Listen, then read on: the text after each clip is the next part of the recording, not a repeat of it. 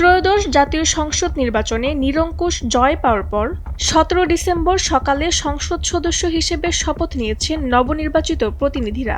বিকেলে জাতীয় সংসদ ভবনের দক্ষিণ প্লাজায় অনুষ্ঠিত হয়েছে নতুন মন্ত্রিসভার শপথ গ্রহণ অনুষ্ঠান। দেশের শাসনভার হাতে নিয়েছে বিএনপি।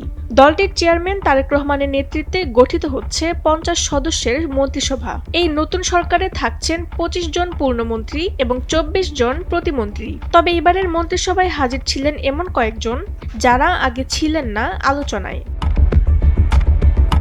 ডক্টর খলিলুর রহমান, খন্দকার আব্দুল মুক্তাদির, সর্দার সাখাওয়াত হোসেন বকুল, ফকির মাহবুব আনাম এবং শেখ রবিউল আলম আলোচনায় না থাকলেও তারা জায়গা করে নিয়েছেন তারেক রহমানের ৫০ সদস্যের মন্ত্রিসভায়।